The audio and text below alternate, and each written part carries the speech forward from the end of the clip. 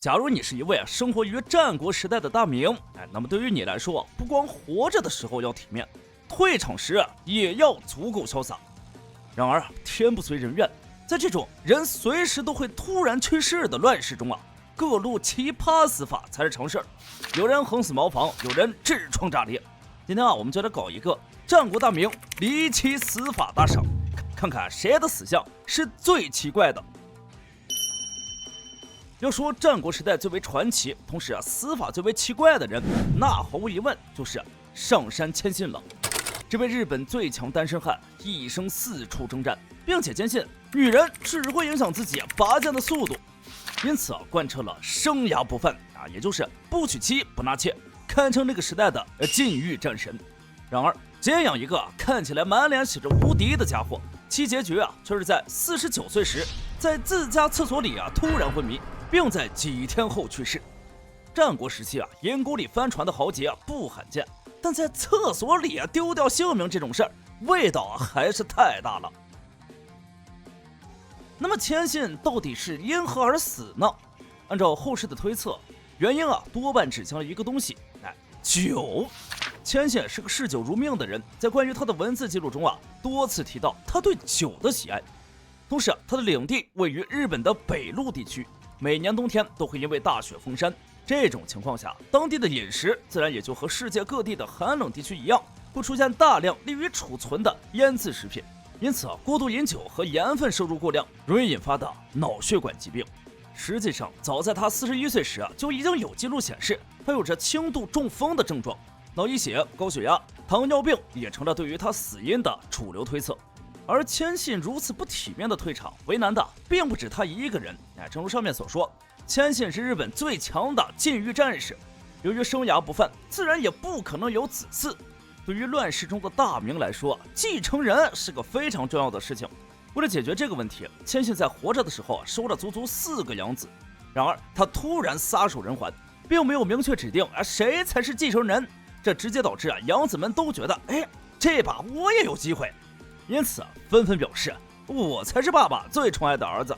最后养子中势力最大的2位上杉景胜与上杉景虎公开对立，带着人马就地开片。这场差点让上杉家彻底分裂的内乱之后被称为玉馆之乱。而这一切混乱的源头说到底都是因为谦信的突然离世。不得不说上杉谦信与武田信玄这对被比喻为龙虎的宿敌他们的继承者可真是不好当。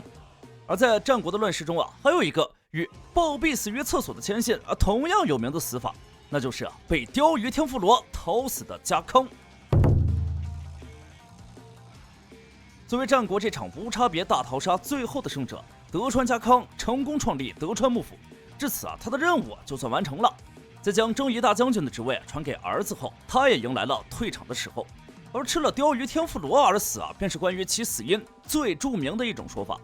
只不过按照记录家康是1月吃的天妇罗，一直到4月中旬才去世。如此高延迟，显然这顿天妇罗不可能是直接原因。那么家康到底是因何而死呢？目前来看，可能性较高的是胃癌说。考虑到家康本人一贯奉行勤俭节约这听起来可能有些意外但高盐饮食确实是诱发胃癌的风险因素之一。当时日本人的基本饮食构成是玄米加腌菜加味噌汤加烤鱼，如果这几样全部备齐，在那时已经算是奢侈了。通常也就只是玄米加腌菜、味噌汤、烤鱼中的某一样这种程度。也就是说，饮食的核心构成其实就是碳水化合物加盐分。食盐在整体饮食中所占的比重自然非常高。正如前面的谦信一样，在其他战国武将中也有好几位被认为死于胃癌、食道癌或高血压。从某种意义上说这类疾病或许可以算作当时的一种职业病。特别是上杉谦信经常被指出有摄盐过量的可能。至于当时的平民百姓大概连吃到过量的程度都做不到吧。谦信和家康说到底都是祸从口出，因为饮食而死。至于接下来这位死法则来自下三路，他便是上野管林藩第2代藩主神原康盛。这位与前面出场的2位大佬相比，实在是个无名小卒，但这不妨碍其死因。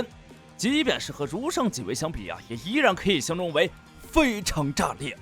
这是因为他确实是由于体内某颗定时炸弹爆炸，最后导致了身亡。虽然神原康胜本人的存在感几乎为零，但神原这个姓氏熟悉战国史的人应该都不陌生。没错，其父正是家康的爱将，位列德川四天王的神原康正。康胜作为家中第三子，在父亲死后继承了家督的位置。作为一名生于乱世末期的武将来说这是相当幸福的时间点，手握父辈在战场上拼命打下的遗产，同时又即将迎来太平盛世，美好的未来仿佛就在眼前。然而，就在他参加了战国乱世的最后一战，也就是2次大阪之阵后，却在26岁的年龄突然暴毙。战争本身并没有对神原康胜造成什么伤害。然而，在参加大阪东之阵的过程中康胜身上某处的肿胀物突然破裂，并且大量出血。根据后世推测书中记载的这个肿胀物多半就是痔疮了。显然，战国乱世中是没什么优秀的肛肠科大夫的，或许是觉得止血后就没问题了。康胜之后又参加了夏之阵，结果就在战场上，他的痔疮再次炸裂，血甚至流到了马鞍上。之后没多久，这位年轻的武将便去世了。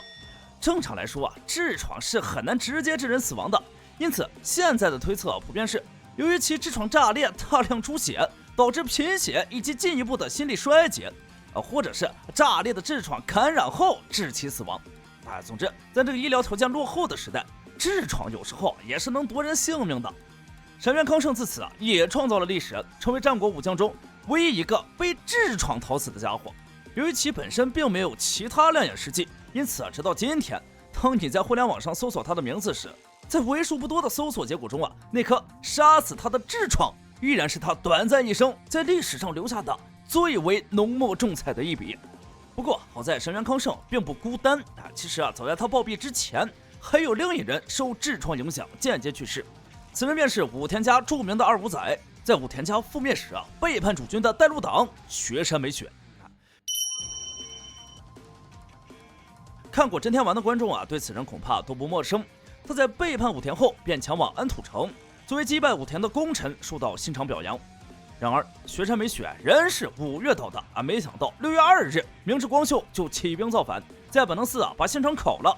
此时安土城这种是非之地显然不宜久留，于是只能和德川家康一起通过伊贺逃离进击，前往德川的老家三河。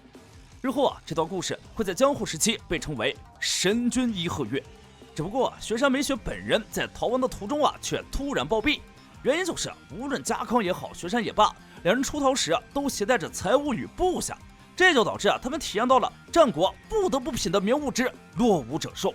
这项父老乡亲喜闻乐见的创收活动，令两人遗失了不少财物与部下。家康本人也被吓得够呛。而雪山美雪据说他因为痔疮恶化导致无法骑马，只能步行，最终没能及时逃掉，因此在落伍者寿中送命，成了神君伊贺月中的一个背景板。另外还有一件让人忍俊不禁的事那就是雪山美雪在投降德川前，其获封的居城名为江抠城，抠便是屁股的意思。此名结合他的死因实在是一件非常黑色幽默的事情。那么你觉得战国时代最幽默的死法是什么样呢？欢迎在评论区中留言讨论。那么本期视频内容就到这里，我们下期视频再见。